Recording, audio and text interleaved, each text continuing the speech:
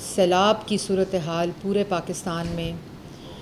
بالخصوص بلوچستان، خیبر پختونخوا، پنجاب، تمام جدھر جدھر بھی صورتحال اس وقت جو ہے اس کے اوپر کابینہ نے NDMA PDMA صوبائی حکومتوں کو ایک تو متحرک رہنے اور اس کے ساتھ ساتھ پچھلے دنوں میں جو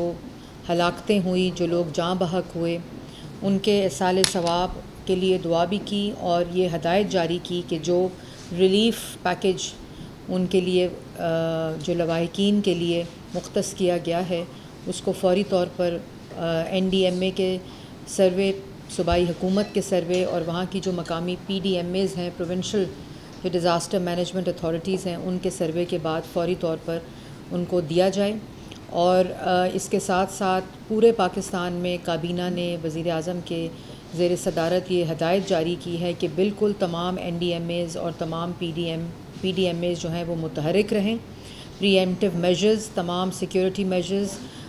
مینجمنٹ، تمام چیزیں پری ایمپٹیو طریقے سے کرتے ہوئے لوگوں کی جان و مال کی حفاظت کریں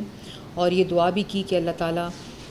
سب کو اس سے محفوظ رکھے، جان و مال کو محفوظ رکھے۔ اور اس کے ساتھ ساتھ تمام وہ ایجنسیز جس کے اندر افواج پاکستان ہیں، پولیس کی ریسکیو یونٹس ہیں، صوبائی حکومتوں کے جو ادارے جہاں ریسکیو یونٹس ہیں، PDMA NDMA، تمام کی کاوشوں کو سہرایا اور اس کے ساتھ ساتھ یہ ہدایت بھی جاری رہی کہ وہ فیلڈ کے اندر ایکٹیو رہیں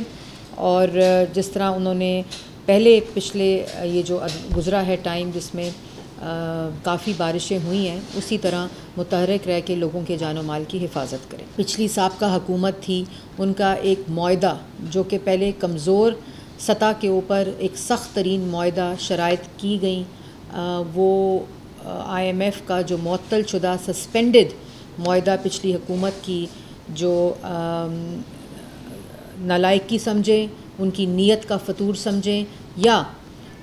جو سیاسی مقاصد کو استعمال کر کے معاشی بارودی سرنگیں بچھائی گئیں، اس کی وجہ سے جو تعطل ہوا اور جو معطل شدہ معاہدہ تھا وہ دن رات محنت کر کے اس میں ایک معاشی حملہ تو تھا ہی، لیکن اس کے ساتھ ساتھ جو ملک کی کریڈیبلٹی ایٹ سٹیک رکھی گئی اور وہی معاہدہ جو آپ نے کیا، اسی معاہدے کی خلاف ورزی کی صرف سیاسی مقاصد کو بچانے کے لیے، اور یہ معلوم ہو گیا تھا جب کہ عدم اعتماد کامیاب ہو گیا ان کے خلاف تو عمران خان صاحب نے اس معاہدے کی دھجیاں اڑائیں، اس کو نہ صرف واپس